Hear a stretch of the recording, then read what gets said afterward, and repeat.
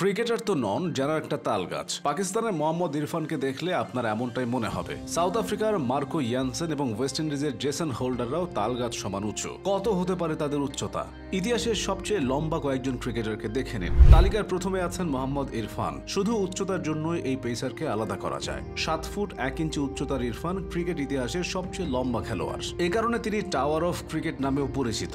বাঁহাতি এই পেসার পাকিস্তানের হয়ে ৩ সংস্করণ মিলিয়ে ৮৬ ম্যাচ খেলেছেন, উইকেট নিয়েছেন ১০৯টি। ২০১০ সালে ইংল্যান্ডের বিপক্ষে ওয়ানডে দিয়ে আন্তর্জাতিক আঙিনায় পা পড়লেও ক্রিকেট বিশ্ব ইরফানকে চেনে ২০১২-১৩ মৌসুমে ভারত সফর দিয়ে। সেই সফরে দুর্দান্ত বোলিংয়ে ধোনি যুবরাজদের কাঁপিয়ে দিয়েছিলেন তিনি। ইরফানকে পাকিস্তানের জার্সিতে শেষবার খেলতে দেখা গেছে ২০১৯ সালে অস্ট্রেলিয়ার বিপক্ষে টি-20-তে। ইরফানের পর বিশ্ব ক্রিকেটে এসেছে আর এক লম্বা পেসার, তিনি মার্কো ইয়ানসেন। সাউথ আফ্রিকার এই ক্রিকেটার এতটাই লম্বা যে তার সমান হতে হলে খাটো কাউকে চেয়ারে দাঁড়াতে হয়। ইয়ানসেনের উচ্চতা ৬ ফুট ৮ ইঞ্চি। ২০২১ সালে প্রোটিয়াদের জার্সি গায়ে জড়িয়েছিলেন তিনি। এরপর থেকে নিয়মিতই খেলে যাচ্ছেন। টেস্ট, ওয়ানডে ও টি-20 ৩ ফরম্যাটে তিনি নিজেকে প্রমাণ করেছেন। ইয়ানসেনের উচ্চতা তার বোলিংয়েও সহায়তা করে। বাড়তি গতির সাথে বাউন্সের মিশেলে ব্যাটসম্যানদের নাভিশ্বাস তোলেন তিনি। সাউথ আফ্রিকার হয়ে এ পর্যন্ত ৬১টি ম্যাচে ইয়ানসেনের সংগ্রহ ১৩১টি উইকেট। কাইল জেমিসনের কথা বাদ যাবে কেন? নিউজিল্যান্ডের এই পেসারের উচ্চতাটাও কাটায় কাটায় ৬ ফুট ৮ ইঞ্চি। জেমিসন বল ছুড়লেই আতঙ্কে থাকেন ব্যাটাররা, কেননা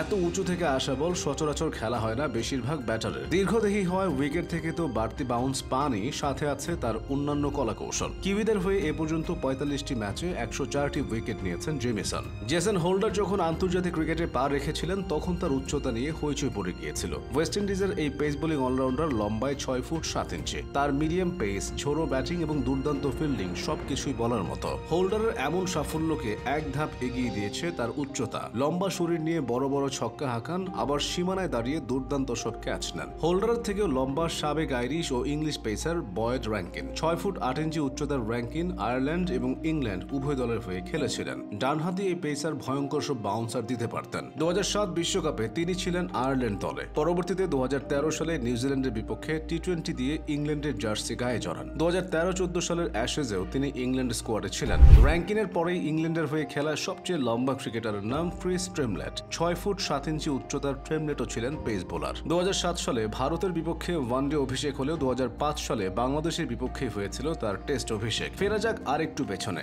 বিংশ শতাব্দীর সবচেয়ে লম্বা ক্রিকেটার ছিলেন জোয়েল গার্নার। ৬ ফুট ৮ ইঞ্চি উচ্চতার ক্যারিবিয়ান এই পেসার বিগ বার্ড নামেও পরিচিত ছিলেন। ১৯৭৭ সাল থেকে ১৯৮৭ সাল পর্যন্ত ১০ বছর আন্তর্জাতিক ক্রিকেটে দাপিয়ে বেরিয়েছেন গার্নার। ৫৮ টেস্টের ১১১ ইনিংসে নিয়েছিলেন ২৫৯ উইকেট। অস্ট্রেলিয়ান ক্রিকেট ইতিহাসের সব থেকে লম্বা ক্রিকেটারের নাম বিলি স্ট্যানলেক।